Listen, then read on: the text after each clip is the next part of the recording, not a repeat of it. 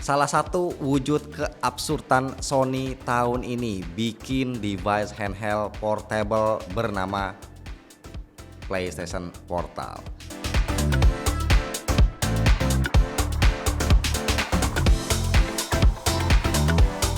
Bismillah, alhamdulillah kita ketemu lagi bareng gua Romi. Kalau gua baca di forum-forum luar itu kocak ya. PS Portal ini udah berhasil ngeprank dengan makan banyak korban terutama para orang tua. Lah, kok bisa? Nah, jadi mereka itu tergoda pada beli secara ini kan harga aslinya di sana cuma 3 jutaan. Dan mereka berpikir kalau ini bisa langsung dipakai main kayak PSP atau Nintendo Switch gitu. Padahal nggak bisa karena ini tuh kan device remote play aja ya, dan kita kudu harus wajib punya PS5-nya dulu. Sejauh ini PS Portal ini kan nggak masuk resmi ke Indonesia. Tapi biasalah, di Tokopedia udah banyak yang jual versi Jepangnya harga 5 jutaan. Kalau mau jajan-jajan cantik di Tokped, pokoknya gas aja ya sekarang mumpung ada serbu official store, ada flash sale, brand-brand favorit sampai 90%, best deal banget, linknya gua taruh di deskripsi. Oke, balik lagi. Nah, kenapa di awal tadi gue bilang si Sony ini absurd? Karena sebenarnya PS Portal ini nggak penting-penting amat ya, fungsinya itu sepele banget. Biar kita bisa main di mana aja, nggak harus depan TV. Padahal sebenarnya kita juga bisa main pakai remote play di HP atau di tablet. Tapi memang benefit yang ditawarin si PS Portal ini, kita bisa main PS5 dengan experience yang nyaman.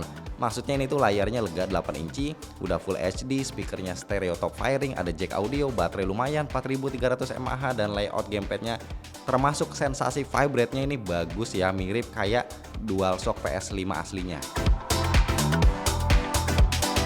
Intinya main remote play PS5 pakai PS Portal itu lebih asik dibanding remote play pakai HP atau tablet.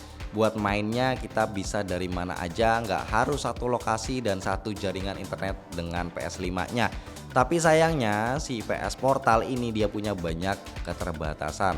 Jauh lah dari definisi smart device. Yes, jadi ini tuh fungsinya bener-bener terbatas cuma buat mirroring remote play PS5 aja, that's it. Kita nggak bisa pakai buat nonton, buat sekedar browsing-browsing, apalagi buat medsosan, pokoknya nggak bisa. Makanya UI-nya pun simple banget, cuma ada pengaturan brightness, volume, wifi, ya udah gitu aja sih. Terus kenapa kok Sony sampai bela-belain nyiptain device ini? Karena mereka pengen orang-orang bisa ngerasain kualitas game PS5 secara portable dari mana aja, daripada bikin PlayStation Portable yang baru yang harus pakai chipset high end, harus bikin lagi ekosistemnya. Ya, cara remote play ini adalah yang paling mudah. Gua sendiri jujur cukup sering main PS5 pakai PS Portal karena TV di rumah itu lumayan sering dikuasain anak-anak gua, atau kadang gue juga suka bawa main di kantor. Karena memang nggak mesti satu jaringan wifi yang sama dengan PS5-nya. Yang penting ada wifi dengan speed 15 Mbps ke atas. Nah, waktu tiap mau pairingnya itu beda-beda. Kadang cepat, kadang agak lama. Rata-rata ya 20-30 detik lah. Dan experience mainnya sih masih cukup nyaman untuk game single player non kompetitif. Kalau game online atau e-sport jujur sih gua nggak rekomen. Game yang gerakannya cepat kayak bola, basket, racing itu masih cukup oke. Tapi memang lebih sensitif sama delay dan micro stuttering aja.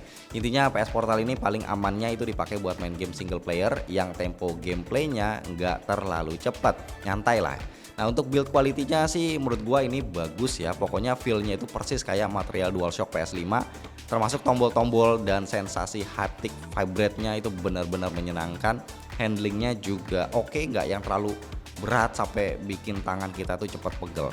Kualitas layarnya dengan resolusi Full HD 60Hz ini bisa ngasih ketajaman yang sesuai dengan ekspektasi kita. Selama speed internetnya stabil, gambar yang dihasilin crispy, tajam. Paling yang agak kurang kalau kita main game horror yang relatif gelap ya kayak Alan Wake misalnya. Nah, itu gambarnya suka ada kelihatan pixelated atau pecah.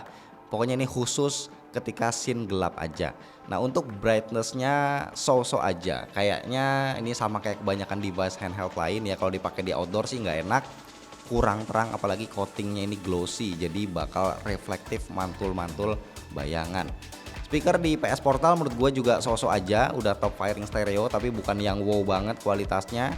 Di segmen handheld ini masih cukup jauh lah kualitasnya kalau kita bandingin sama ROG Ally.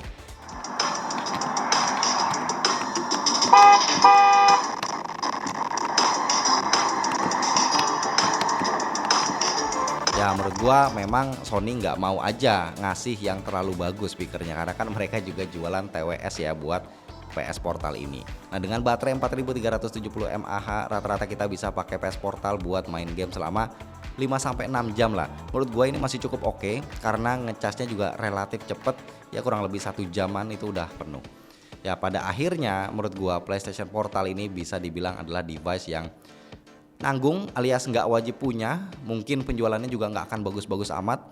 Cocoknya ini buat yang memang penasaran aja atau mungkin kebanyakan duit iseng mau coba, atau mungkin buat mereka yang sering rebutan TV sama anak di rumah.